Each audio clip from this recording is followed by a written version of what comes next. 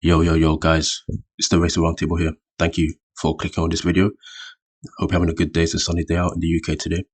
And this is my reaction to the Azerbaijan Grand Prix. So as we see the race results. Max Verstappen wins, a pretty easy victory for him. Then you have Sergio Perez. Then you have George Russell, Lewis Hamilton in 4th, Pierre Gasly in 5th, Vettel in 6th, Alonso 7th, Daniel Ricciardo 8th, Lando Norris 9th, and Esteban Ocon in 10th. So Sergio Perez took over Charles Leclerc at the start to turn 1. Charles locked up. Perez had a better start than Leclerc. He had better reaction time, a better time to, I think, 120 miles an hour or something like that.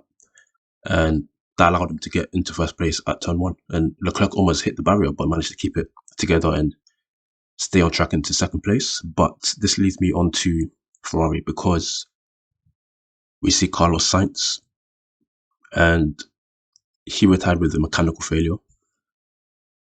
He's had a bad season because he's been unlucky, but also he's kind of brought some of it onto himself. And I don't know when he's going to catch a break, because I think what's playing in his mind is that he knows this car can win a race, and he really wants to win a race. Like, the pressure's on him, and he's doing it himself. Like, the pressure's on himself to win a race. That's what he wants as a first step, but he's struggling to do it. And I think that's cost him a lot this season so far. But today's race, Sunday's race, that wasn't his fault.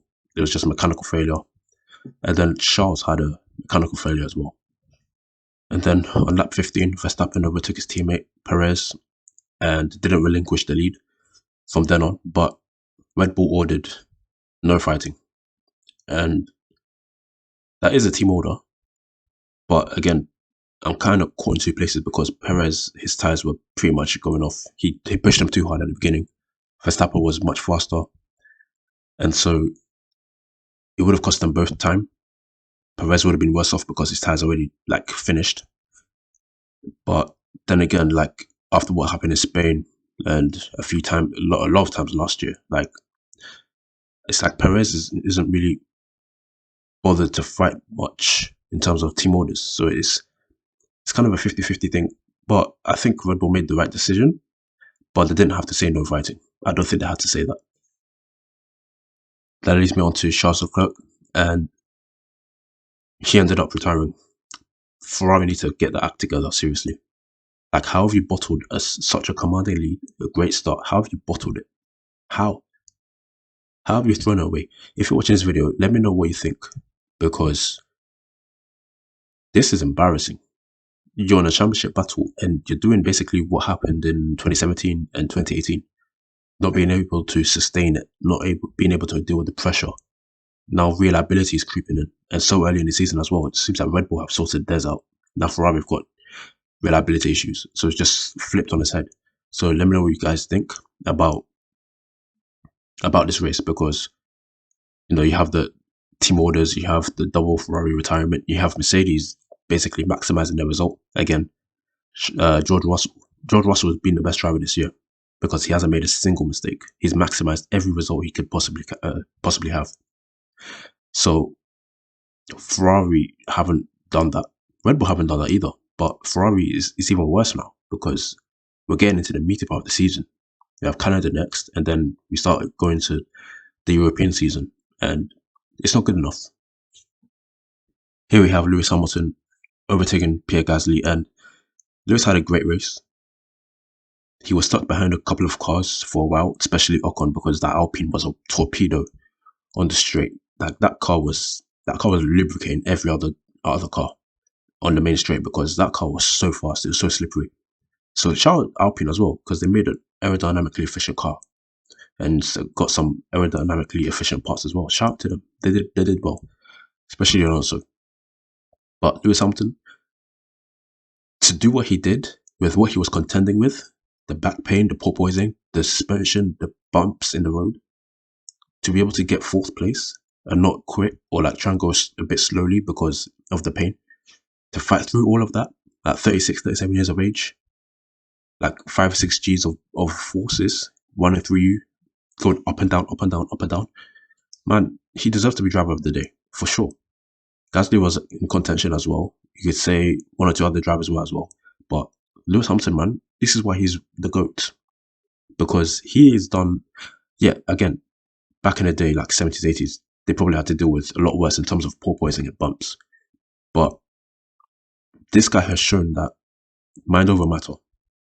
He'll try and get the job done. He won't give up, even though he's in pain. Yes, long term it's not good, but I'll make a video about the F1 porpoising because it's a bit of a sticky one. But it's credit to Lewis Hamilton because he did well this race. And they're running experiments on his car, so he won't be as fast as George. That's what Toto is saying. And I guess they trust Lewis to provide more feedback over like experimental parts so that they can get a more reliable measurement. Because Hamilton's been there for a while as well, so he can compare with the previous cars. So he's the one being basically sacrificed in the pursuit of performance. And he turns up and does this at Azerbaijan. Mercedes just did well in general because they weren't expecting him to do too well at this race. And if it wasn't for the double Ferrari retirement, they would have got 5th and 6th. So shout out to Mercedes, man. They built a crap car. It's still the 3rd fastest car, but they're still maximizing results, which is crazy.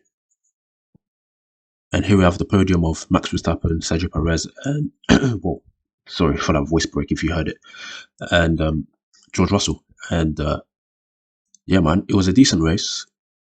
I was expecting a bit more spice in there, you know, a bit more seasoning in there to liven the race up, but it was okay. I hope Canada will be a better race, and I'll do a preview for that in the coming days. If you enjoyed this video, please like, share, comment, and subscribe. Kind of happened to do this a bit quiet, so if my voice isn't really clear, I apologize. And let me know what you thought of the race. Let me know what you think of Mercedes and the issues. Let me know what you think about Red Bull and team orders. Do you think they're team orders, or do you think they're like common sense instructions? And Ferrari, let me know what you think about Ferrari, because these guys are embarrassing, man. These guys are letting the F1 world down. We're supposed to have like a 2-team race. It's turning into a 1-team race right now. So yeah, please like, share, comment, and subscribe. Thanks for watching. See you in the next video. Adios. Goodbye.